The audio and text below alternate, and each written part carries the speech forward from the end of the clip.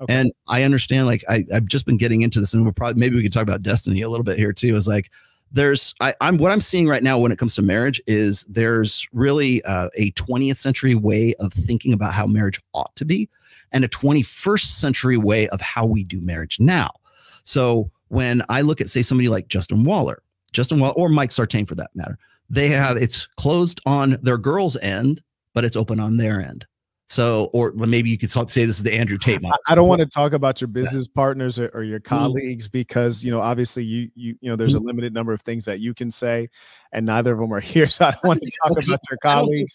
But I've seen people, and it looks like they're paying for these women to be around. So it's like, I don't really. It's closed on my end, open on their end.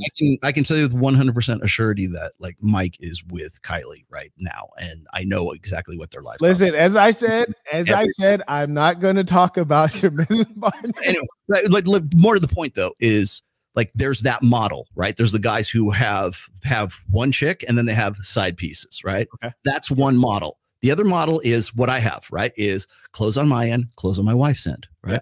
Then there is the Destiny and Melina model, which is open on her end and open on his end. And we see where that goes pretty much most of the time, right? So there's that. And then there's the other model, what I should point out as well. And this is actually the most common model, as what you were saying. If you're married, are you then not an indentured servant? Well, let me explain to you why we have that concept of that. Today, if a woman is on Instagram and she's like showing off her body, or maybe she's on OnlyFans, or maybe she's been on Instagram. Instagram is the #1 dating site on planet Earth, not Tinder, Instagram. So if you have sexy pictures of yourself and you're advertising yourself and advertising your sexual availability on Instagram, women are the advertisers. When it comes to intersexual dynamics, men are the pitchmen. They have to qualify. They have to say, hey, this is what I'm about. Here's why you should choose me. Blah, blah, blah. There's salesmen. Bro, I'm trying not to interrupt you, but I asked you, is the married man the controlled man? Well, this is it. This is the controlled man. Okay. The woman, on the other hand, is the advertiser. The men are the pitchman. The woman is the advertiser. When you get into a relationship, if that man is still continuing to sell himself on the open market, we call him a cheater. We say it's infidelity, right? Yeah. But if a woman continues to advertise herself and advertise her sexual availability and still continues to, show her sexy pictures, doesn't take down her OnlyFans, doesn't take down her Instagram, she is still advertising herself, but we don't call that cheating.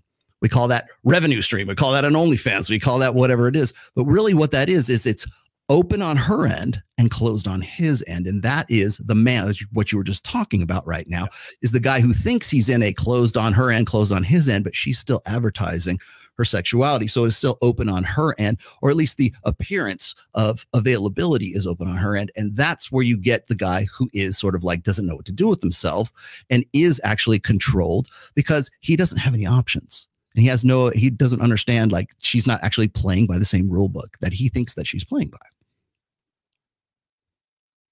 And I don't want to speak for you, but I'd say you gave the explanation as to how you arrived at your conclusion. Right. And it would seem as though in most cases you're saying, yes, the married man is the controlled man, particularly because today females continue advertising what should suggest availability. And that's in a social and personal sense. There's also the state that's involved as well. So you can't out alpha the state, right? When you get into, especially in Western societies right now, you get into a situation where, like, if you get into a marriage contract, I got my fourth book anyways, in my book on religion, I talk about marriage in there quite a bit. And it's what's called an unconscionable contract, meaning that no one would enter into it. I don't want to go through that because I think we all have the same view on that. And I think it's where we split, that there's, some knowledge to be gained.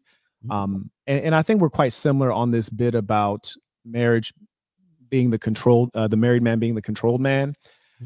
What I think is quite curious is this piece right here. So, and I tried to sketch this out when I had some time, but let's say you have a triangle like so, right? At the bottom, you have the males who are getting cheated on by women. They're dealing with a woman, she's dealing with other guys, let's say, simply put. And let's say that's about 25% of guys, right? We'll fix the numbers later. We're just going to section it off. Then in the middle, the great majority of guys, let's say they end up married, which is maybe not the case increasingly. These are the guys who are faithful, which is suggested to be a merit in today's society. They're faithful to the woman. These are also guys who are generally nonviolent. You know. Then at the top, let's say the 5%, you have the emperors, the pharaoh, the celebrity, the true value man. High value man. Whatever they want to call it. The men who exercise their choice of women. Honestly, they tell her, I got you and I got her, and that's just what it is. And they're not called a cheater, and they're not harassed or, you know, called a bad person by the women they're dealing with. It is accepted. Yeah. So I would suggest that the great majority of men will never be able to get into that 5%, but if they could behave as that 5%, they would. Would you agree to that? Absolutely. Yeah, I would. Okay. I'll break it down in actually the statistical numbers. Is that don't go through the statistics right now, because I don't think numbers don't persuade anyone. Anyways, the vast majority of men are beta males. 80% of men are deemed unattractive by women. 20%. That doesn't mean 20% are attractive. It just means they're not unattractive. Of that 20%, and this is straight out of Dr. David Buss's work here, 4.5% of those guys are the guys you just mentioned. 4.5%. I wouldn't even say 5. I would say 4.5%, because that's really what it boiled down to. Is those are the men who are attractive enough that women will initiate something with. They want to get what they want to fuck that guy. They want to get with that guy. That's the top of your pyramid right there. Is the 4.5%ers. Then there's the 20%ers, and then there's the 80% guys who are just basically invisible. And so it's better for the majority of guys to convince everyone that there ought to be one man and one woman, and that's your soulmate, and that's the way God wants it to be. And that's and if you're not, you're a very bad person, because what it's doing is it's a form of intrasexual combat. It disqualifies those guys at the top. If you can disqualify a Justin Waller, who's one of the 4.5%, if you can disqualify that guy at the top, let me challenge you here. Convince him to think that he shouldn't be, like, he'd feel bad. He shouldn't take more than his fair share. Then what does that do? It eliminates him as a competitor. So now let me add in a couple elements that are often forgotten in the conversation, I think, because it's perhaps too Machiavellian. So let's say you're stuck in this middle area, this unfortunate gray area where you're a part of that 80% of men who get into the marriage monogamous contract because it's their best chance. Within the context of this monogamous situation with a given female, and this is removing the state, just dealing with that woman as the culture has been construed based on female domination. And that is only possible because of the removal of things like violence. When a man agrees not to be violent, and it's just, there's just like a blanketed agreement that no matter what she says or does, if she's unfaithful, if she's unruly, if she refuses sex, if she refuses to cook, I agree to always not be violent. Now, mind you, I'm not a violent person. I'm not promoting domestic violence. But when you remove that off of the table, this is the start in which the woman is allowed to dominate the relationship because of the goods that are exchanged between the male and the female. She has the more powerful hand. True. Against the beta male. I would, yeah, exactly. I would, in fact, I would even take that one step further. I would say that if it's not even so much the violence part of it, it is the taking away the rights, taking away fundamental authority from men, really. Because when you talk about, like, I mean, the supreme authority amongst all human is violence, right? But then there's other degrees of authority as well. And one of the